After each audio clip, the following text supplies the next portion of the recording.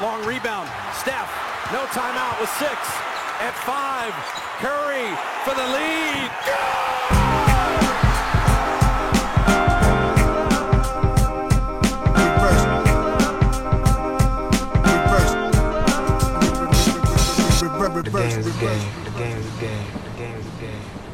Always. De retour pour un nouveau podcast de l'équipe Rivers Basket Session. Je suis ravi de vous retrouver. Je suis ravi aussi de retrouver Antoine et Shai qui ont tenu la place comme des bonhommes, comme des boss, comme des cadors pendant que je me dorais la pilule. Je suis ravi de vous retrouver tous les deux. Vous avez bonne mine. Je disais quand même qu'Antoine avait un peu meilleure mine que Shai. On sent qu'il y en a un qui est un peu plus se faire bronzer au soleil, j'ai l'impression, non? Il y en a un qui a eu moins de vacances que l'autre, on va dire. Moi, écoute, 3 jours à me dorer la pilule en Belgique, voilà, c'était... Voilà. Non, pas sans vouloir critiquer le soleil belge, hein, mais voilà, c'est sûr. C'est les mecs qui sortent 40 secondes sur le banc et qui disent « Ah, c'est bon, nous de l'énergie. » Je suis prêt pour jouer pour les Knicks, là, c'est bon. C'est ça, il faut croire que le soleil d'Ostende est moins brillant que celui d'Ibiza où Antoine animait les nuits estivales avec tous ses potes, à commencer par Liz Cambage et toute la clique. Puisqu'on parle de soleil, transition magnifique pour ce retour, on va parler des Suns. Pourquoi des Suns? Parce que c'était une équipe, je pense que tous les trois, en laquelle on croyait très peu l'année dernière, malgré un recrutement très lourd.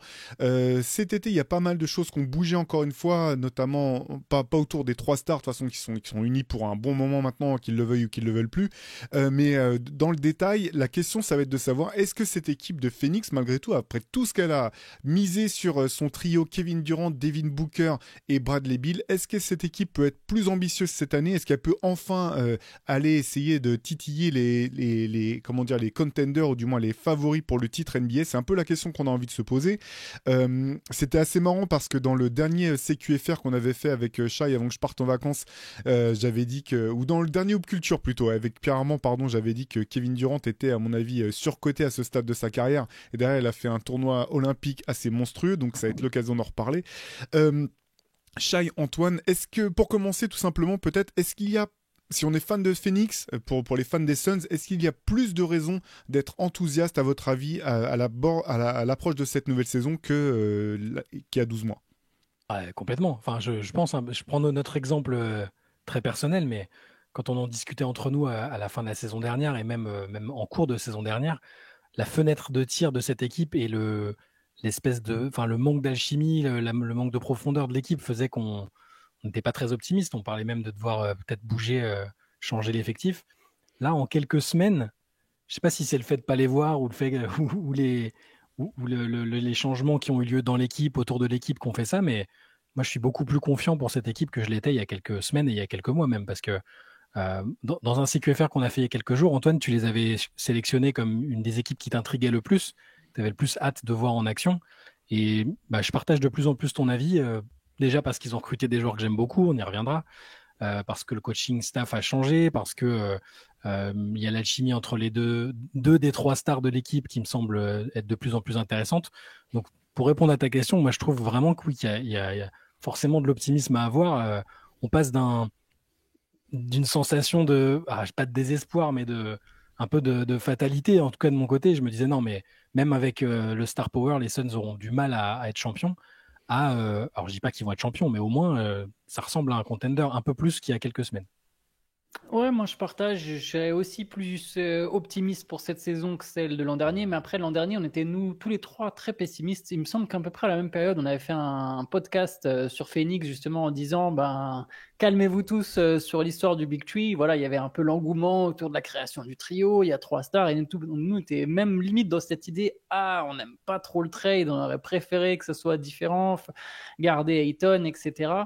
Même si Ayton, je crois que c'est venu après. Mais là, je suis un peu plus optimiste. Forcément, si on compare, comme je l'ai dit, par rapport à celui de l'an dernier, il y a la base, on part de bas au niveau purement de l'optimisme. Donc forcément, c'est un peu plus simple d'être optimiste. Comme a dit Shai, moi je crois en Mike Budenholzer, je pense que c'était un bon choix. C'était quand même un des coachs les plus convoités parmi les équipes qui changeaient d'entraîneur, parmi les entraîneurs disponibles. Et d'avoir mis la main dessus, c'est bon pour les Suns. Je trouve que les Suns, il y a besoin d'un vrai tacticien parce que tu as du talent. Hein, c'est vraiment pas le talent qui manque, mais il faut trouver la bonne formule et il faut réussir à masquer les failles. Et tout ça, ça demande, je pense, un bon stratège. Et Mike Budenholzer, c'est ça. Après, le recrutement aussi est intéressant.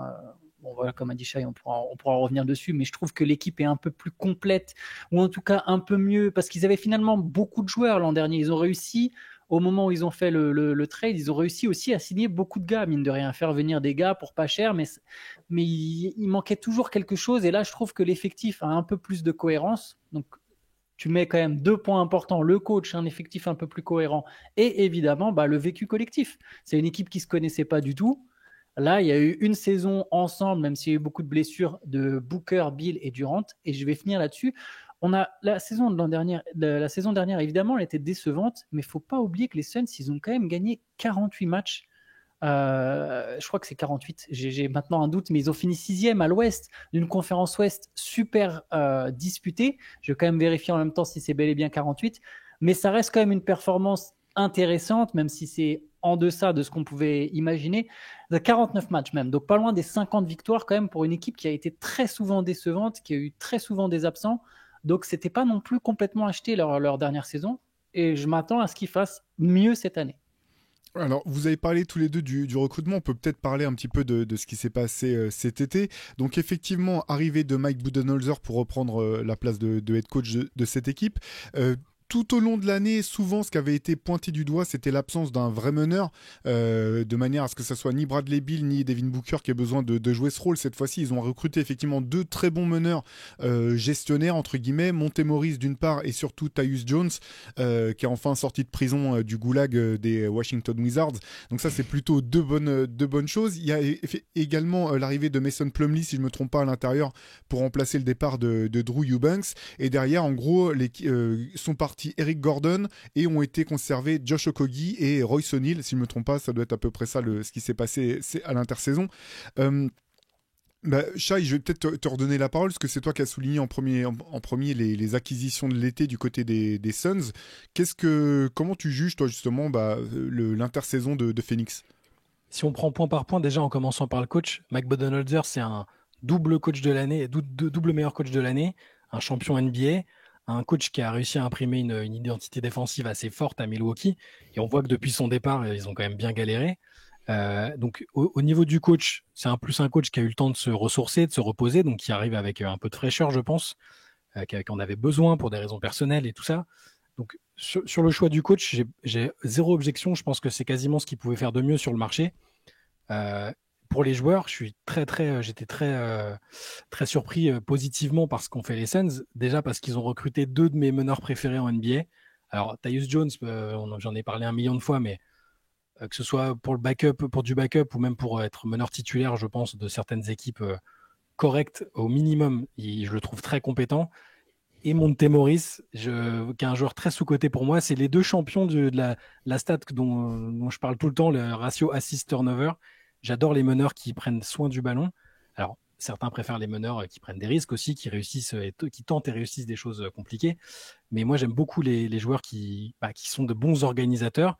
Tyus Jones, c'est un excellent organisateur. Monte Morris, si c'est ton 2e ou 3e meneur, je pense que tu es bien aussi. Mason Plumlee, c'est un bon soldat. On a l'impression qu'il est là depuis 30 ans et qu'il est super vieux, mais il n'est pas super vieux. Et en plus, il fait toujours bien le job.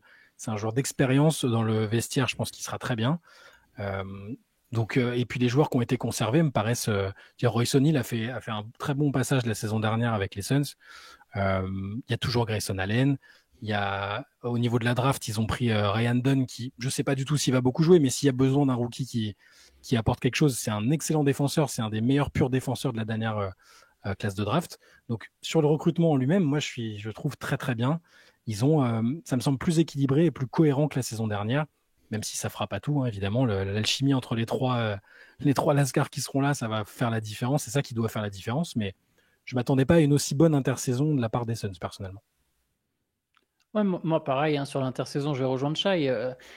Tyus Jones, Monte Morris. En plus, vraiment, c'est ce qu'il fallait. De toute façon, un meneur, à un moment, être capable d'avoir au moins cette possibilité sur le terrain de décider, notamment si Bill ou Booker est absent ou si l'un des deux est sur le banc, de décider, ok, celui qui est là entre Booker et Bill ne va pas forcément avoir toute la charge de la création.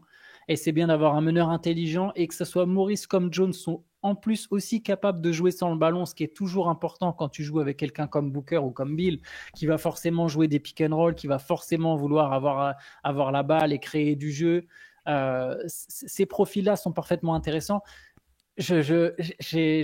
Pardon, je vais beaucoup parler de Bill, mais j'ai toujours un peu de mal à savoir où va être Bill dans cette équipe parce que là, j'aimerais beaucoup que le backcourt, en fait, ce soit Tyus Jones et Devin Booker, mais je suis pas sûr qu'ils puissent se le permettre, en tout cas pas dans le 5 majeur qui commence les matchs. Après, on sait que c'est pas le plus important. Le plus important, c'est celui qui termine les matchs, mais c'est vrai que dans le 5 majeur, je me dis qu'ils sont encore obligés de mettre Booker et Bill et que tu peux pas rajouter en plus Tyus Jones en termes de défense, de taille, ça serait trop compliqué, je pense. Mais voilà, d'avoir Tyus Jones, Monte Morris, pour moi, c'est deux assurances très intéressantes, des mecs qui ont de l'expérience. Je sais que ça date pas de cet été, mais Royce O'Neal, l'arrivée de Royce O'Neal, c'était très intéressant. Je trouvais que les Suns avaient beaucoup de mecs soit capables de mettre des 3 points, soit capables de défendre, mais pas capables de faire les deux. Et Royce O'Neal, au moins, lui, il a ce côté two-way player, c'est important. Hein. C'est vrai que des fois, ça peut sembler surfait, ce côté, les 3&D, on en parle tout le temps, mais mine de rien, on sent quand même que ça a un vrai impact dans les équipes qui sont ambitieuses. Et les Suns manquaient de joueurs comme ça. Josh Okogie, ce serait bien qu'il trouve son tir. Il est encore là. Bon, il est intéressant pour défendre. Mais voilà, Royce O'Neal, pareil, il donne une forme de polyvalence. Tu sais que tu peux te permettre de l'avoir en 4, d'avoir Kevin Durant à ses côtés. Grayson Allen est toujours là. Ils l'ont prolongé. Je vais rentrer ça dans les trucs de l'intersaison. Et moi, personnellement, Mason Plumlee, alors je sais qu'il maintenant il commence à prendre de l'âge, il est un peu vieux, mais je trouve que c'est un mec, partout où il est passé, il a toujours fait le taf. Alors, dans différentes proportions, évidemment, hein, on lui en demande de moins en moins, donc il a de moins en moins de taf à faire, mais c'est un mec qui a toujours été bon. Et je pense que ça sera un potentiel atout intéressant, au moins par moment pour la saison régulière. Après, évidemment, en play-off, tout dépend là où on veut fixer le plafond pour les Suns. Je me dis pas aujourd'hui que les Suns sont absolument favoris pour le titre, mais il y a une équipe qui est cohérente et qui est intéressante et ça fait l'été, je trouve, a été bien géré, ouais. Ouais, je partage votre avis sur le recrutement, dans le sens où de toute façon, Monte Morris ou Tyus Jones, ils auraient pu aller dans n'importe laquelle des 30 équipes, ça aurait été un bon recrutement pour l'équipe qui les prenait. C'est vraiment des très bons meneurs de rotation, quoi. Je trouve ça très bien. Moi, là, malgré tout, malgré ce bon recrutement, je pense effectivement que la saison de Phoenix devrait être meilleure que l'année dernière, notamment saison régulière. Ce qui est intéressant finalement, c'est que je trouve que ce qu'on reprochait souvent à Mike Budenholzer, du moins du côté quand il était à Milwaukee, c'était son manque d'inventivité en attaque. Là, l'avantage, c'est qu'il arrive dans une équipe qui était déjà top 10 l'an dernier en termes d'efficacité offensive, et je pense qu'il devrait être meilleur en fait cette année, parce que justement, c'est ce que tu disais Antoine, c'est que quand tu sors, une fois que le Big Three commence à être séparé, tu peux mettre un meneur qui va faire tourner l'affaire, et derrière tu peux avoir Bill qui joue son rôle habituel, tu peux avoir Booker qui joue son rôle habituel. Donc moi je m'attends à ce que cette attaque soit au moins aussi bonne, si ce n'est meilleure, et derrière qu'elle soit meilleure en défense grâce à Mike Budenholzer. Ceci étant dit, je suis pas beaucoup plus enthousiaste au bout du compte que l'année dernière, dans la mesure où cette équipe a été construite pour jouer le titre en fait. Et que si tu joues pas le titre, ça a aucun sens d'avoir monté cette équipe. Et c'est ça. Alors ça veut pas dire que c'est. Je dis pas que ça doit être le titre ou rien, mais ça doit être avoir la possibilité de jouer le titre ou rien. C'est pour ça qu'elle a été construite cette équipe. Et malgré tout, je continue à voir les mêmes limites en fait. Je continue de penser que c'est sans doute trop tard. Que c'est le Kevin Durant actuel, aussi extraordinaire il est extraordinaire aux Jeux Olympiques, quand il est sur le terrain il est extraordinaire, mais je pense malgré tout que c'est plus, et c'est normal, le KD qu'on a connu par moment, même le KD de Brooklyn, et j'ai du mal malgré tout, quand je vois cet effectif, à voir en cet effectif une équipe qui peut vraiment battre les meilleures équipes, notamment à l'Ouest. Alors passer un tour, oui, je pense. Même l'an dernier, en fait, je m'étais complètement planté. Je l'ai dit à plusieurs reprises, mais je pensais que cette équipe était bâtie pour pouvoir passer Minnesota, mais pas aller au-delà. Cette année, je la vois bâtie pour passer un tour, bien sûr, mais je suis pas sûr qu'elle puisse aller beaucoup plus loin, parce que je me dis que j'ai pas de garantie sur l'état de santé de Kevin Durant, j'en ai pas sur celui de Bradley Beal, deux joueurs qui sont vraiment très, très souvent blessés. Devin Booker est extraordinaire, franchement, je pense que c'est vraiment l'un des meilleurs joueurs de la ligue à son poste, c'est probablement même le meilleur deuxième arrière pur. C'est un poste qui s'est un peu vidé maintenant maintenant qu'on trouve des ailiers de très haut niveau partout. Mais je j'arrive pas à voir malgré tout dans cette équipe, à voir la certitude que cette équipe puisse taper les meilleures équipes de sa conférence une fois arrivé en playoff. Je reviens sur ce que tu disais, Antoine, tu parlais du manque de two-way player. Je continue à avoir le sentiment que c'est toujours un petit peu le bas. Ce qui manque un petit peu à cette équipe. Monte Morris et Tyus Jones, c'est vraiment très bien, mais tu sais que les deux peuvent être aussi facilement exploités en défense une fois que tu es en playoff et que les ajustements se font. Donc voilà, moi je m'attends à ce que sur le papier, que cette équipe de Phoenix fasse une très belle saison régulière. Moi je serais pas étonné s'ils étaient effectivement dans le top 4, peut-être si tout se passe pour le mieux pour eux qui sont épargnés par les blessures. Mais quand je repense à pourquoi cette équipe a été construite, moi j'ai toujours pas plus la certitude ou du moins l'impression que cette équipe puisse vraiment se hisser parmi les équipes qui peuvent avoir une chance de faire une finale NBA. C'est ça le souci en fait. Enfin, c'est-à-dire que c'est la manière dont on est obligé de la regarder, c'est parce qu'elle a été construite très rapidement à coup de gros trades pour gagner un titre rapidement. Et si on la regarde juste de manière, j'allais dire humble, de manière prudente, c'est comme un outsider, je la trouve beaucoup plus intéressante d'un coup, tu vois. Mais par contre, tu as raison, c'est obligatoire de se dire, KD à son âge et avec les moyens qui ont été mis pour recruter Bradley Beal sur un contrat quand même long, onéreux, tout ça, c'est ce qui est compliqué. Moi, pour l'instant, je me dis juste que l'année dernière, je voyais aucun chemin pour qu'il puisse ne serait-ce que créer la surprise. C'est-à-dire que oui, je voyais comme toi peut-être un tour de passé et derrière, c'était trop léger pour battre les grosses cylindrées de l'Ouest.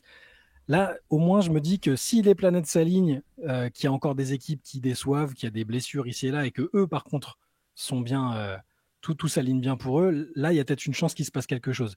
De là à dire qu'ils vont gagner le titre, c'est quand même très, très, très compliqué, on en est loin. Mais au moins, je la trouve intéressante à suivre et plus cohérente, tu vois. Et pour le recrutement, ce que je trouve bien, c'est que là, je vois différents line-up un peu qui peuvent être utilisés. Il n'y a pas juste... celui qu'on voyait l'année dernière et qui était un peu désespérant, qui était très fort, grosse force de frappe offensive, mais derrière, alors il y a toujours des questionnements, c'est-à-dire qu'il y a toujours Yusuf Nurkic en pivot titulaire et ça vaut ce que ça vaut, c'est plutôt un très bon joueur, mais en playoff, c'est assez moyen, enfin, ça me semble limité. Ça manque peut-être d'un intérieur capable un peu moderne dans le sens où capable de courir d'un côté à l'autre, voilà, un rim runner comme beaucoup d'équipes en ont, même sur un temps de jeu moyen. Il y a des choses qui manquent peut-être, mais au moins avec ce coach-là qui a montré qu'il était capable de trouver de différentes formules, de s'adapter un peu, d'avoir une identité défensive qu'il n'y avait pas du tout à Phoenix l'année dernière, je me dis qu'au moins là, les fans des Suns peuvent être optimistes et se dire au moins on va voir du basket de haut niveau, peut-être la chance d'être outsider à un moment, alors que l'année dernière c'était une espèce de mastodonte sur le papier, voilà, le FC sur le papier, quoi.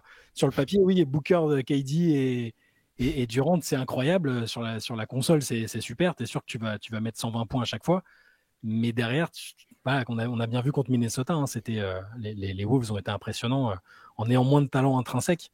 Donc moi c'est juste, c'était un peu aussi l'idée quand on s'était dit qu'on allait parler des Suns, et c'était l'idée qu'avait soulevé Antoine, c'est que on se dit tiens, Phoenix c'est cool en fait. Voilà, ça peut être cool, ça peut être sympa à suivre, alors qu'avant c'était juste une équipe super forte sur le papier, mais dont on savait qu'elle allait droit dans le mur. Là, il y a au moins le voyage peut être sympa.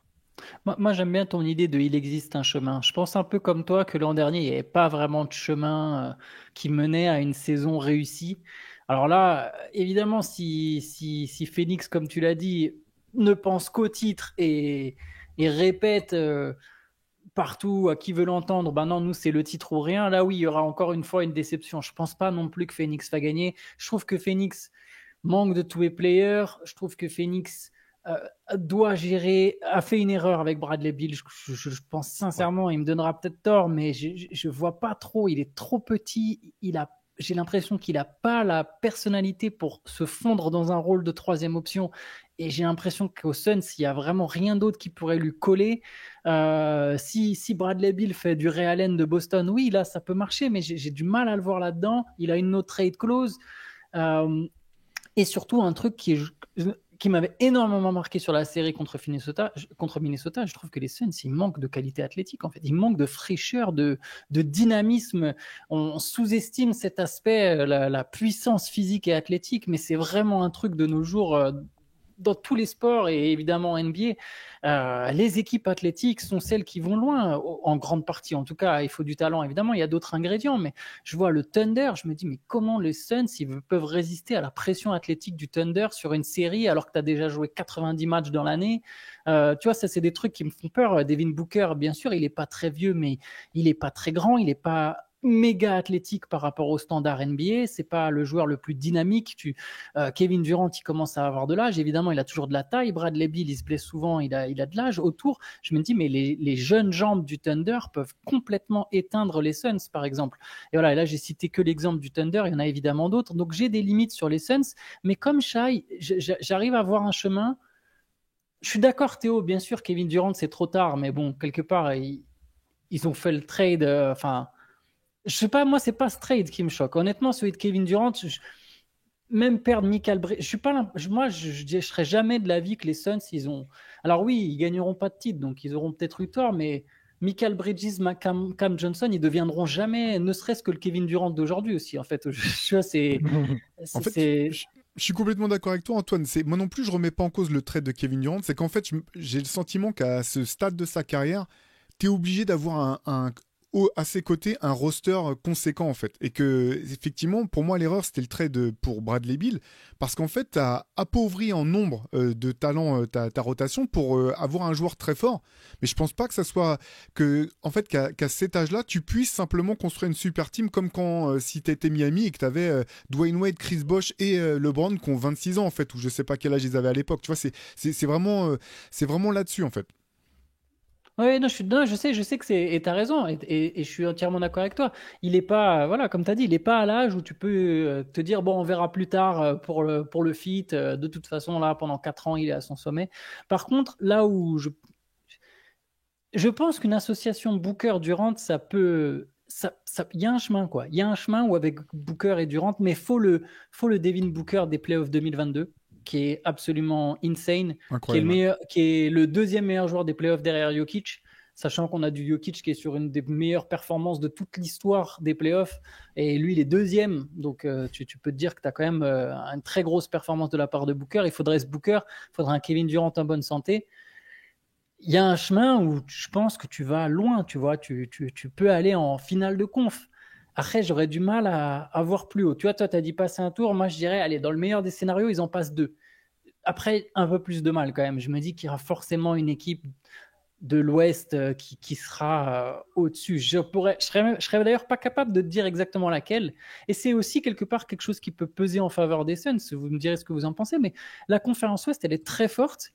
Mais est-ce que vous voyez vraiment un épouvantail à l'Ouest? Je vois plein de très bonnes équipes. Mais est-ce qu'il y a vraiment un épouvantail? Non, et en fait, c'est ce qui rend le trajet encore plus compliqué, parce qu'il suffit pas de te dire il faut qu'on soit dans l'autre partie du bracket de telle ou telle équipe, c'est que tu arrives en demi-finale de conférence à l'Ouest, bah je sais pas, choisis ton poison un peu. Est-ce qu'ils peuvent passer les Wolves? Est-ce qu'ils peuvent passer Denver si Denver arrive en forme à ce stade des finales? Est-ce qu'ils peuvent passer tu vois, il y a toutes ces questions qui se posent, et en fait, j'en reviens quand même. Je suis complètement d'accord avec ce que vous avez dit, dans le sens, effectivement, si on arrête de les regarder comme un contender ou comme une équipe qui s'est promis d'être en finale, bah, l'équipe elle est intéressante. Le problème, c'est que tu peux pas vraiment le faire, en fait, parce qu'ils ont hypothéqué tout l'avenir sur cette équipe. Et pour moi, c'est même pas le trade de Bill, en fait, c'est le fait qu'ils aient pas réussi à lui faire enlever sa no trade clause, en fait. C'est vraiment ce qu'il est tué, à mon sens. Peut-être qu'ils me donneront tort, mais c'est parce qu'en fait, tu dis, si on n'est pas champion et qu'il faut qu'on reparte, on n'aura pas d'autre choix que de trader notre meilleur asset qui est Devin Booker. Et ça, c'est dramatique parce que c'est le plus jeune des trois. C'est, je pense, alors, le meilleur des trois, voilà, je pense que. Et c'est celui que tu auras envie le moins de trader, en fait. Parce que tu dis, bah non, c'est pas grave, on va bouger le reste et puis autour de lui, on peut construire. Mais en fait, ils sont dans une situation où ils risquent de pas avoir d'autre choix que ça. Si jamais ça marche pas, si jamais la sauce prend pas et que Booker, elle se dit, mais attends, mais moi, je vais pas gâcher mes meilleures années ici pendant 15 ans encore. C'est ça que je trouve très très dur en fait dans la situation des Suns, c'est qu'ils sont obligés de jouer avec l'urgence finalement en se disant bah non, de toute façon il n'y a pas le choix, il faut que ça soit cette année, ou que cette année effectivement on soit, comme tu l'as dit Antoine, au moins finaliste de conférence, ou qu'on fasse finale NBA à tous les coups, sinon bah, on perd encore un an, l'an prochain tu repars avec un Kevin Durant qui aura un an de plus, et ainsi de suite. C'est là-dessus que j'ai du mal à être enthousiaste et optimiste pour les fans des Suns, vu ce qui est en jeu en fait. En fait, je pense que faut pas sous-estimer l'importance de Bradley Beal du coup, parce que c'est le facteur X, parce que Devin Booker sort d'une saison où il a été dans les 10 meilleurs marqueurs et 10 meilleurs passeurs. Il a été encore excellent avec de l'adresse. Il sort d'une campagne olympique où on en a parlé ce matin avec Antoine. Anthony Edwards a été bluffé par ce qu'il a vu. C'est le joueur qui l'a le plus impressionné parce qu'il a été capable de se remettre dans un rôle un peu en retrait, de troisième, quatrième option, en défendant fort, en faisant du pick and pop, comme disait c'est Carmelo aussi qui disait ça. T'en parlais également, Antoine, qui disait Booker a eu l'intelligence de faire ce que j'avais déjà moi fait à l'époque en FIBA, de se contenter d'être un joueur de pick and pop très très utile et précieux sans être la première option de l'équipe. Donc Booker, il est adaptable, il fera tout ce qu'il faut pour y arriver, il n'y a pas de souci. Kevin Durant, a priori, quoi qu'il puisse encore apporter, c'est encore un joueur qui est capable d'être très fort. Bradley Beal, est-ce qu'il peut pas s'inspirer de ce qu'a fait Booker avec Team USA? Est-ce que ça peut pas être un joueur parce que il a montré une volonté relative de s'adapter l'année dernière. Il a fait pas mal de séquences, même comme meneur de jeu, quasiment. C'était lui qui remontait le ballon. Il y a des matchs où il a fait pas mal de passes décisives, mais on sentait que c'était un peu contre nature et que c'était difficile. Est-ce qu'il était suffisamment inspiré par ce que proposait Frank Vogel au coaching? Est-ce que la dynamique de l'équipe dans l'ensemble lui permettait de vraiment s'adapter autant qu'il l'aurait fallu? Je sais pas, mais en tant que facteur X, si un joueur comme lui peut défendre plus, être plus dans le scoring pur et accepter de prendre beaucoup, beaucoup moins de tirs qu'il en a pris par le passé, et sur toute une saison, je me dis que pourquoi pas. C'est en ce sens-là que pour moi, Bradley Beal est le facteur X. Tu l'as dit, Théo, ils sont bloqués avec lui, à moins qu'ils aient un deal en coulisses où ils se disent bon, t'as une autre éclose, mais si ça va pas, on essaiera de te trader en bonne intelligence vers une destination qui soit sympathique. C'est possible aussi, ça. Faudra voir, mais vu qu'ils sont bloqués avec lui, autant essayer de l'exploiter au maximum et correctement. Et là aussi, je pense que Budenholzer est capable de le faire. Vogel n'a pas été totalement capable de le faire. Budenholzer, c'est encore autre chose. Donc, c'est voilà, pour essayer de rester encourageant et optimiste avec eux, il y a aussi cette variable-là. C'est pas n'importe quel joueur de la ligue, Bradley Beal. Je dis pas qu'il est dans une phase ascendante de sa carrière. Il a des limites, notamment dans un rôle de troisième option, probablement. Mais là aussi, je veux être optimiste et me dire qu'il peut il peut réussir cette adaptation qui est si difficile pour des joueurs qui sont All-Star, pour des joueurs qui ont été meilleurs scoreurs de la ligue. Bradley Beal, c'est pour ça que je dis que c'est pas un joueur anecdotique. J'ai envie d'être optimiste pour eux là-dessus. Oh, et pour Bill, c'est là aussi où le fait qu'il y a déjà eu une saison qui est passée peut aider. Mine de rien, ils ont gagné 33 des 53 matchs qu'il a joué. Là, je viens de vérifier. Alors, il tournait quand même à 18 points, 43% à 3 points, 51% au tir, 4 rebonds, 5 passes. Il a pas des mauvais stats, Bradley Beal. Pas des mauvais stats du tout. Ça rejoint un peu le côté Ray Allen dont je parlais. Moi, ce qui me fait peur, c'est est-ce qu'il est capable de faire tous les little things, quoi. Est-ce que vraiment il va faire les petites corvées? Parce que c'est bien sûr qu'il peut mettre des shoots Bradley Beal, mais j'aimerais qu'il comprenne que mon rôle, c'est pas juste d'attendre à 45 degrés que la passe, elle me vienne pour que je prenne un shoot, en fait. Ça, c'est une mauvaise lecture du rôle de troisième option capable de shooter. Moi, j'aimerais qu'il crée des choses en mettant du mouvement dans son jeu, en étant un joueur qui coupe. Et j'ai l'impression qu'au final, il n'y a pas beaucoup de joueurs, et notamment de stars américaines, qui arrivent à s'adapter comme ça. Tu vois, ce qu'a fait Dwayne Wade, ce qu'a fait Chris Bosh, c'est un truc qui manque au niveau des fondamentaux et qui, pour moi, est une vraie clé pour les Suns. Parce que tu vois, Booker, bien sûr, il s'est adapté avec Team USA, mais Booker en NBA, il faut qu'il joue comme Booker aujourd'hui. S'il défend tout le temps, c'est très bien, mais ça va demander déjà beaucoup, beaucoup d'énergie sur l'ensemble de la saison. Pour différence, je me permets une parenthèse, mais Booker, toute sa vie, il a dû faire ça. C'est-à-dire que c'était pas le joueur numéro 1 à Kentucky. Quand il arrive à Phoenix, c'était pas la star de l'équipe. Petit à petit, il avait déjà cette mentalité de gars qui doit gagner sa place et qui est capable de s'adapter. Alors Bradley Beal, à Florida ou directement aux Wizards, il a rapidement été quand même essentiel, tu vois. Ouais, c'est vrai, c'est un point important, tu vois. Et Bradley, moi, c'est vraiment le truc. Bradley Beal ferait 10 cm de plus ou aurait 4 ans de moins, n'importe lequel des deux. tu choisis une de ces deux options, je me dirais que les Suns seraient vraiment en bonne position, tu vois, pour aller jouer les finales de conférence ou les finales NBA. Mais là, avec son historique de santé, et tu vois, même s'il acceptait de virer sa no trade clause, en fait, je pense que ça serait trop tard. Ça serait bien que pour l'avenir, que pour la reconstruction, comme a dit Théo, tu vois. Mais pour sauver l'équipe et genre aujourd'hui, Bradley Beal, s'il venait être transféré, par exemple, on est dans un scénario où, ok, on est en cours de saison, il accepte d'être transféré parce que ça marche pas, il y a un autre spot où il est d'accord d'aller. Le problème, c'est qu'en fait, il n'a pas de valeur. Tu récupères surtout des pics, quoi. Tu récupères des pics. Voilà, ou des joueurs qui ne feront peut-être pas Après, je sais pas, ça dépend. Évidemment, si tu as 2 joueurs de complément, 2 très bons 3&D, ça peut être bien, mais ça m'étonnerait qu'aujourd'hui, une équipe, elle lâche 2 très bons joueurs de complément pour Bradley Beal. Je pense pas qu'il a cette valeur sur le marché. Je pense que Bradley Beal, d'ailleurs, la preuve, les Suns qu'ont lâché les Suns pour aller le chercher, tu vois, c'était des pics essentiellement, mais il n'y a pas. Les Wizards n'ont pas demandé la lune pour se débarrasser de Bradley Beal. Non, c'est ça, notre trade clause. Pour rappeler le trade, je l'avais sous les yeux, je l'avais noté, mais donc 2 joueurs anecdotiques, Jordan Goodwin et Isaiah Todd, et dans le package, 4 échanges de premier tour de draft, donc des swaps, et 6 deuxième tours, en plus de Landry Shamet et Chris Paul. Donc oui, je pense que tu as raison, et c'est pour ça que moi je souligne le fait que l'espoir pour les Suns, ça doit être de réussir que Bill réussisse à vraiment s'intégrer, à s'épanouir là-dedans, et qu'ils arrivent à le faire... à lui faire les petites choses que tu évoquais et tout en gardant cette force de frappe offensive qu'il a quand même, qui est indéniable. C'est leur meilleure solution pour moi, plutôt que déjà de réfléchir à un trade qui est quasiment pas possible, parce que s'il n'a pas envie de partir, il partira pas. Donc, mais tu as raison, sa valeur, elle est limitée aujourd'hui. Donc, autant essayer de lui faire retrouver le maximum de ce qu'il est capable de faire et le maximum de ce que l'équipe a besoin qu'il fasse aussi la saison prochaine. Ouais, je pense que Bradley Beal, c'est quand même un très bon joueur. Enfin, j'ai peur qu'on donne l'impression que c'est un tocard. C'est quand même un très très bon joueur NBA aujourd'hui encore. Et effectivement, je pense qu'il a une valeur, mais que le problème pour Phoenix, c'est que même s'il y avait un trade qui était possible, les équipes qui intéresseraient Phoenix, qui seraient intéressées par Bradley Beal, je pense pas que ce soit celle qui aurait en retour les assets dont Phoenix aurait besoin pour gagner maintenant. Effectivement, ça me semble pas être le cas, parce que ça serait soit des équipes qui elles aussi veulent passer un cap rapidement et rajouter un scoreur d'élite à leur effectif, donc qui sont déjà un petit peu limités. Et là, Phoenix, c'est pas ce genre de choses. Enfin, le retour, je pense, sur investissement serait pas le bon pour Phoenix. L'autre aspect, moi, qui m'interroge quand même toujours un peu sur Phoenix. Alors, je sais que Budenholzer est un très bon coach défensif, il l'a montré à plusieurs reprises. J'arrive pas à être certain que l'effectif qu'il aura sous la main du côté de Phoenix lui permette malgré tout de bâtir une très bonne défense. J'attends de voir. Il y a des bons défenseurs, je dis pas le contraire, notamment Josh Okogie, Royce O'Neal, c'est très solide.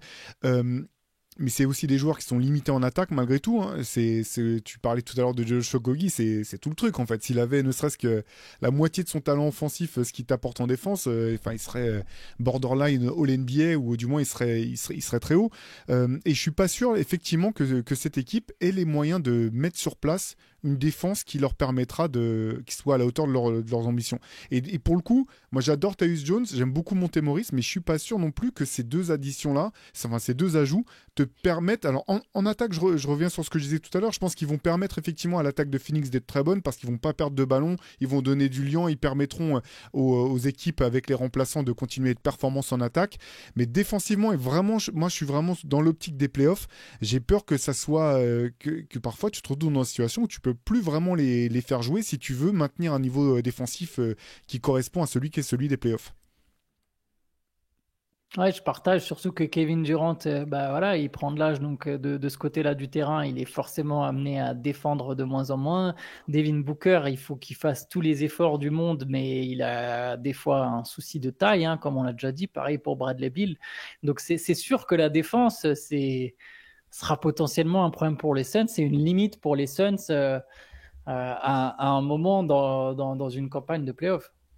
C'est pour ça que je me demande si les joueurs qu'ils ont recrutés là, ou parmi ceux qui étaient déjà l'année dernière, mais voilà, peut-être que Budenholzer va réussir à mieux attirer un peu plus de Josh Okogie, de Royce O'Neal, je parlais tout à l'heure du rookie Ryan Dunn, je ne sais pas ce qu'il compte faire avec lui, mais vraiment c'est un joueur impressionnant défensivement. J'espère qu'on le verra justement. Il va devoir faire avec ce qu'il a là, et c'est là aussi qu'on va voir de quelle classe est Budenholzer ou pas, ou s'il est encore capable de créer des choses avec une base qui est peut-être moins forte que celle qu'il avait avec Milwaukee. Mais avec le matériel qu'il avait à Milwaukee, est-ce que d'entrée, c'était aussi si évident que ça que ce serait une défense phénoménale? Je sais pas. Forcément, il y a les atouts physiques de Giannis. Middleton, c'est un bon défenseur aussi. Mais par exemple, avec Brook Lopez, pour moi, je ne l'identifiais pas comme un défenseur fantastique. Et pourtant, il est tous les ans candidat au titre de DPOY. Et c'est la base quasiment de leur défense. Donc, peut-être que je compte peut-être trop sur le talent de Budenholzer, certainement. Mais il y a aussi des solutions et des possibilités au sein de l'effectif, je pense. En fait, c'est intéressant que tu compares avec Milwaukee parce que avec Giannis et avec Brook Lopez, tu avais deux protecteurs de cercle élites en fait, qui pouvaient vraiment protéger le cercle. Et moi, c'est ce qui m'inquiète quand je regarde cette équipe de Phoenix, c'est que Kevin Durant, je pense, peut plus le faire. Il peut plus faire jouer small ball 5 défenseur comme il le faisait du côté des Warriors, où c'est lui qui pouvait protéger le cercle. Et derrière, quand je regarde l'effectif, j'ai l'impression qu'il y a que Mason Plumlee au bout du compte qui peut vraiment jouer ce rôle de protecteur de cercle. Et c'est un petit peu ce qu'on disait tout à l'heure. Il vient pas pour il vient pour jouer un rôle qui est important, mais pas pour avoir un rôle important. Je sais pas si vous voyez ce que je veux dire. Et que si tu as vraiment besoin de lui pour protéger le cercle et que tu es obligé de le laisser sur le terrain, bah, tu perds quand même offensivement, peut-être en force de frappe, alors qu'on sait que cette équipe, pour être performance, c'est l'attaque avant tout. On sait que défensivement, elle n'était pas construite de toute façon pour être élite. Et c'est même pas ça, je me dis, qu'on attend du côté de Phoenix. Encore une fois, du côté des playoffs, parce que Jusuf Nurkic, on sait que c'est pas un protecteur de cercle. Et derrière, c'est pas si grand, en fait, cette équipe de Phoenix. Et on a vu, finalement, encore une fois, moi, je pensais que leur small ball leur permettrait de faire déjouer les Wolves. Et on a vu à quel point ça a été l'inverse. Et finalement, quand tu regardes les équipes de l'Ouest, si tu regardes les Wolves, si tu regardes malgré tout, alors tu peux dire que derrière Jokic, il n'y a pas beaucoup de taille du côté des Nuggets, mais en fait, il est tellement percutant que j'ai l'impression que ça c'est encore plus un atout de taille. J'ai l'impression que je trouve que Phoenix reste toujours petit en fait, et c'est un petit peu ce que tu disais, Antoine, avec si Bradley Beal avait 10 cm de plus, ou même chose pour Booker, etc. Ouais, je trouve ça inquiétant. Après, je fais vraiment le rabat-joie dans ce podcast. Là, je fais celui qui doute le plus de cette équipe. Mais j'ai du mal à être vraiment hyper enthousiaste. Et alors, je dis pas qu'il n'y a pas un chemin qui mène peut-être vers la finale de conférence, mais j'ai du mal à le voir, en fait. Est-ce qu'ils peuvent aussi peut-être... après, il reste du temps avant la saison. Est-ce qu'il y a peut-être des moves à faire encore soit des trades, soit... J'ai pas assez fouillé sur les free agents restants et sur leur marge de manœuvre. C'est intéressant leur marge de manœuvre, justement parce qu'elle est inexistante, mais c'est intéressant la question des finances parce que c'est la plus grosse masse salariale de la ligue. Donc de toute manière, il y a une forme de pression pour les Suns. Je crois même qu'on part sur une masse historique en termes de taxes, vu que les taxes ont augmenté dans le CBA, mais on est sur 231 millions de masse salariale pour la saison à venir. Je sais pas, ça doit être 70 millions au-dessus du cap, un truc comme ça. Je me souviens plus exactement quel est le cap. Je crois que c'est 160. Du coup, il serait 70 millions au-dessus du cap. Donc, aucun move possible. Sauf des échanges de joueurs. Alors voilà, il y en a en commentaire sans doute qui connaîtront mieux que moi les détails du CBA, ou Benjamin notamment sera mieux que moi. Je crois qu'un échange, si tu respectes pile, comme pour les échanges au-dessous du cap, si tu respectes pile les transferts à l'euro près, je crois que c'est au dollar près, l'échange des salaires. Il y a la question de Nurkic, tu as commencé à parler justement, Théo, de la protection de cercle, et ça rejoint du coup Shai, cette histoire de transfert, c'est que Nurkic, tu peux à la fois le voir comme un asset, mais en même temps, c'est dur de le transférer, parce que si tu le transfères et que tu récupères pas un autre pivot, c'est Mason Plumlee, ton titulaire, ou Bol Bol, je crois qu'aucun des deux, pour des raisons différentes, n'est prêt pour ça.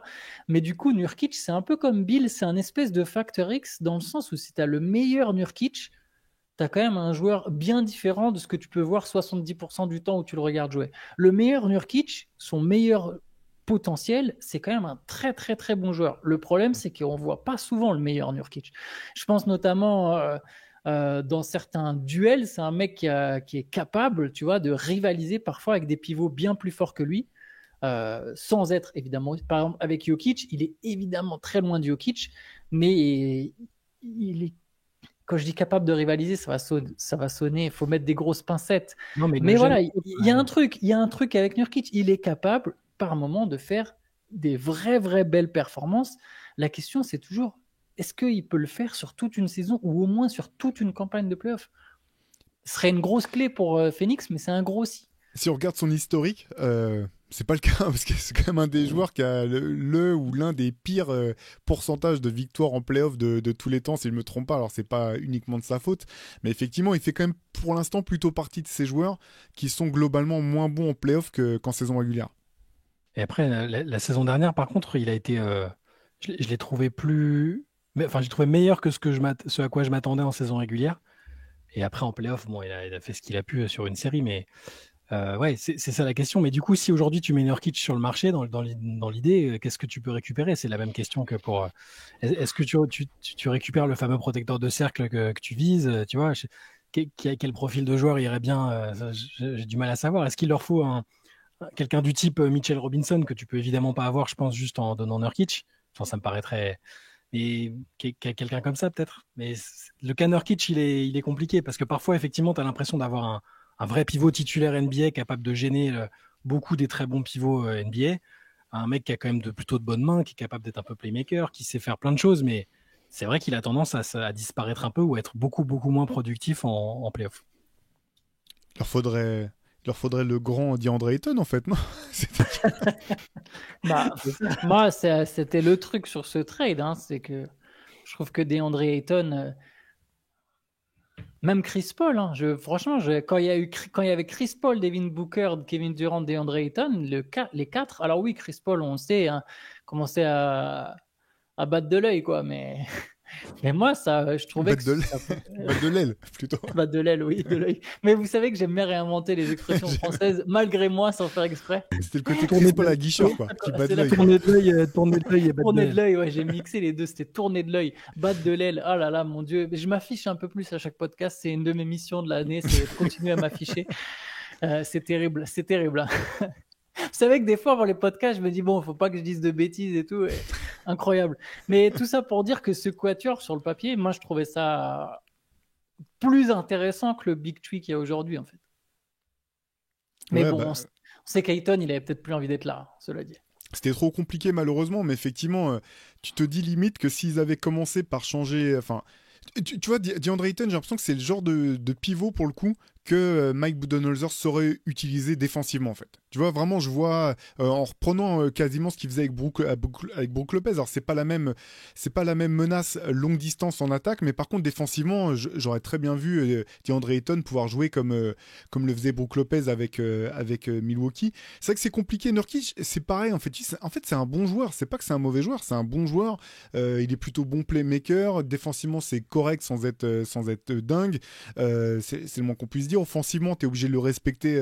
T'es obligé d'avoir un joueur quand même qui va défendre sur lui, sinon il peut scorer. Mais c'est le fit qui est compliqué, en fait. C'est vraiment, on en revient tout le temps là, mais je suis d'accord avec toi, Antoine. En fait, en allant chercher uniquement des stars, en tout cas avec ce deuxième trade, ils ont tellement appauvri, je trouve, le niveau des remplaçants autour que c'est ça qui est compliqué. Moi aussi, j'aurais préféré en fait un Big Two avec Kevin Durant et Devin Booker, et puis à côté, soit Chris Paul, ou alors tu changes Chris Paul mais tu gardes DeAndre Ayton, ou alors tu gardes Chris Paul mais tu changes DeAndre Ayton, mais derrière avec un supporting cast d'un niveau supérieur, notamment avec plus de two-way players. Je pense que c'est vraiment ce qui aurait été l'idéal pour cette équipe. Bon, ceci étant dit, quand même, parce qu'on avait commencé en disant que c'était mieux que l'an dernier, parce que là, j'ai l'impression que je me répète un petit peu, j'ai un peu les mêmes craintes que l'année dernière. Je pense quand même, je le redis, je pense que cette équipe, ça sera une bonne équipe de saison régulière. C'était intéressant de voir, effectivement, tu disais, Shai, ce qu'a fait Devin Booker avec Team USA. Steve Kerr disait que c'était un petit peu le MVP, de l'ombre de cette équipe de Team USA. Le problème, quelque part, c'est que ce à quoi tu faisais allusion tout à l'heure, Antoine, c'est que pour que Phoenix cartonne, faut pas que ce soit lui qui fasse toute cette tâche-là. Il faut qu'il soit... voilà, c'est le meilleur joueur actuel de l'équipe, celui qui est en plein dans son prime. Il faut qu'il puisse jouer son jeu, même si lui aussi, il faut qu'il fasse un petit peu des choses en dehors du scoring, mais c'est pas tant à lui que ça de s'adapter au bout du compte. Après, dans la transmission dans le leadership, la transmission d'expérience, tout ça, j'ai l'impression qu'il est encore plus légitime maintenant. Lui, il peut dire, regardez, moi, je me suis déjà sacrifié dans un autre contexte. Il faut être capable de le faire. Je dis ça en ciblant volontairement Bradley Beal, dont j'ai l'impression qu'il n'était pas épanoui malgré les efforts qu'il a fait concrètement sur le terrain ou qu'il a été obligé de faire. Devin Booker peut lui dire, regarde, moi je jouais avec Team USA où j'aurais pu être le meilleur scoreur de l'équipe sans forcer. Je pense que c'était vrai, hein. Parce que, comme l'a dit Anthony Edwards, il dit on parle d'un mec qui sait mettre 70 points en NBA. Il peut aussi essayer d'avoir ce leadership-là en disant le leadership par l'exemple un peu. Alors ce ne sera pas dans le contexte de Phoenix, mais il peut aussi dire voilà, moi j'ai été capable de le faire, tout le monde peut le faire, KD peut le faire aussi peut-être, quelle que soit la manière dont ça se traduira, mais sa saison, j'attends une forte saison de Devin Booker quand même. Il commence à enchaîner les saisons de très très haut niveau. C'est peut-être celle où il va devoir encore montrer qu'il peut faire une saison de calibre MVP. Tu vois, c'est-à-dire que ça peut aussi guider la saison ou donner la dynamique de la saison si offensivement et dans le playmaking il est de niveau MVP. Le fait d'avoir sur certains line-up un vrai meneur de jeu à côté de lui va le décharger de certaines responsabilités, ça j'en suis persuadé. Ça implique pas Bradley Beal du coup, mais Booker dans un rôle de shooting guard traditionnel où il n'a pas besoin de tout le temps remonter la balle, où il peut faire ce qu'il a fait parfois avec Team USA, je trouve que c'est hyper flippant pour les adversaires quand même. Donc s'ils arrivent si au final ça se transforme en Tyus Jones qui joue plus que Bradley Beal, moi je trouverais pas ça dérangeant si Bradley Beal accepte d'être un peu moins utilisé, quoi. En fait, ce qui est paradoxal, c'est que j'ai même pas l'impression que Bradley Beal soit un mauvais coéquipier. En fait, c'est plutôt un mec intelligent. Je pense pas que quelque part, je pense pas que ça soit par mauvaise volonté en fait que la sauce n'est pas plus pris l'an dernier. Après, il a commencé blessé aussi. J'ai l'impression que c'est plutôt une vraie difficulté à s'adapter, mais je pense pas que ça parte d'un mauvais sentiment. Et par contre, là, je suis pas tout à fait aligné avec toi, hein, Shai. Je pense pas que ça puisse fonctionner si Tyus Jones joue plus que Bradley Beal. Je pense que c'est quand même un peu sous-coté le niveau effectif en fait de Bradley Beal et ce qu'il doit pouvoir apporter à cette équipe si tu veux qu'elle puisse aller loin. C'est parce que vous sous-cotez mon gars Tyus Jones, c'est pour ça. Je sais que vous le respectez pas. Je suis assez d'accord. Je pense qu'il faut que Bill, en fait, il soit à la hauteur de son nom et de sa réputation. Mais pour ça, est-ce qu'il est mis dans les dispositions pour être à la hauteur de son nom et de sa réputation? Et même si ça venait à être le cas, il y a toujours ensuite, c'est-à-dire que même si on est dans le scénario, pas pour bercer dans le pessimisme, parce que moi aussi, je pense qu'ils vont faire mieux. Mais si maintenant on expose les limites comme on est en train de le faire, même si Bill est au meilleur de son, en fait, au meilleur de ce qu'il peut donner, il y a toujours cette question du fit. Et je vais aller plus loin, même si le fit, imaginons Bradley Beal se met à jouer différemment, etc. Là, on en viendrait toujours à la question des two-way players, de la composition en elle-même du groupe, qui est plus cohérent, mais qui manque un peu de taille, qui manque de qualité athlétique, qui manque de défense, et tu peux encore pointer ça du doigt. Donc, il y a quand même beaucoup de si pour, je pense, être champion NBA. Mais il y a la place et le talent pour faire vibrer les fans et pour donner de belles batailles de playoffs, je pense. Bon, ça va être, de toute façon, ça sera intéressant à voir. Maintenant, on a hâte de voir un petit peu ce que ça va donner sur le terrain. Tu avais raison de le dire, Antoine, c'est une des équipes qu'on a hâte de voir à l'œuvre. Je pense que si cette équipe veut pouvoir aller loin, il faut qu'elle soit effectivement meilleure en défense que l'an dernier. Il faut qu'elle soit extraordinaire en attaque. Je vois pas trop je vois pas d'autres chemins pour elle. Offensivement, c'est possible. Il y a du talent. On va voir ça. On a commencé à le dire un petit peu tout à l'heure. Peut-être sans parler de pronostic. Quel plafond vous voyez à cette équipe? On parle en saison régulière. L'Ouest étant tellement homogène que je pense qu'ils peuvent. Tu parlais de top 4, Théo, tout à l'heure. Je pense que c'est un objectif qui peut être réalisable. Ça me paraît pas infaisable en tout cas, si tout clique bien. Et après, en play-off, c'est vrai qu'il y a beaucoup d'équipes qui semblent avoir les armes pour les contrer. On a vu Minnesota avec la taille et les qualités athlétiques, elles sont toujours là. C'est-à-dire que s'il y a une nouvelle opposition Minnesota à Phoenix, Minnesota n'a pas perdu sa taille et ses qualités athlétiques. Et il y a plusieurs équipes qui ont les armes normalement pour les perturber. Le plafond de la finale de conférence me paraît bon en fait. Ce sera déjà une progression. Encore une fois, si on les juge sur l'aspect titre ou rien, ce sera une déception, mais moi je considérerais qu'ils seront allés au max de ce qu'ils pouvaient faire peut-être. Donc je dirais finale de conférence pour le plafond avec comme objectif possible, pas trop utopique. Moi, pareil, le plafond, je vais être sur finale de conférence et je pense qu'en objectif plus réaliste, j'ai le second tour. Je pense que c'est là où ils vont sortir. Mais le plafond, je pense qu'il y a la place quand même pour aller en finale de conférence, comme Shai. Ok, bon bah je suis peut-être un peu moins optimiste pour la finale de conférence. Par contre, passer un tour, oui. Donc moi j'ai l'impression que le plafond et leur objectif réaliste sont un peu les mêmes pour moi. Je les vois pas passer 2 tours de playoff, sauf s'il y a vraiment, sauf si Budenholzer et ce groupe trouvent la solution, ou s'il y a un concours de circonstances qui fait que finalement le chemin s'ouvre. Mais j'ai l'impression que c'est un petit peu ça le chemin. Et en fait c'est dur parce qu'en fait ils ont tellement misé leur avenir sur cette équipe là que finalement faire une finale de conférence c'est déjà assez extraordinaire. Il suffit de demander aux Clippers. Je veux dire, le nombre d'années que ça leur a pris avec des beaux effectifs. Non mais je dis c'est même pas une pique envers les Clippers. C'est pour dire, quand tu vois, c'était une équipe qui a pendant des années durant fait figure était parmi les contenders, finalement qui n'arrivait pas à passer le cap du 2e tour, et il a fallu attendre longtemps avant qu'il fasse une finale de conférence. Donc c'est déjà un accomplissement d'une certaine manière de faire une finale de conférence. Mais quand tu as misé autant pour ça, même si c'était ça, je pense qu'il y aurait quand même un petit goût d'inachevé du côté des Suns. N'hésitez pas à nous dire en commentaire si vous pensez qu'on est, moi le premier en tout cas, trop dur avec Phoenix. Shai, c'est parce que t'as pas vu le team building de Devin Booker et Kevin Durant qu'évoquait Antoine ce matin. Je l'ai vu depuis, effectivement, sur le bateau de Matisse Bia. C'était sur le bateau de Matisse Bia. Ah, alors c'est un autre truc. Alors moi j'ai vu ces derniers jours, ils étaient ensemble sur le bateau. Ah ok, d'accord. Ouais, non, mais moi je savais pas que c'était sur le bateau de Matisse Bia, mais ok, mais ça rajoute encore de la cohésion. Ouais. Il était là, il perd pas de temps, c'est un proprio actif, on va dire. Hein, voilà. Oui, c'est clair. Il est bien parti pour prendre la relève de Mark Cuban. Maintenant qu'on devrait voir un peu moins Mark Cuban du côté de Dallas. C'est clair. Donc n'hésitez pas à nous dire ce que vous avez pensé de tout ça. Nous, de toute façon, on se retrouve tout au long de la semaine pour les CQFR, les news, etc. sur Basket Session. Merci d'être avec nous. Tout à l'heure, je saluais le travail de Shai et d'Antoine, mais merci aussi d'être resté à l'écoute pendant toutes les vacances. On n'en a pas fini, donc on vous dit à très vite. Ciao à tous. Ciao. Ciao, ciao.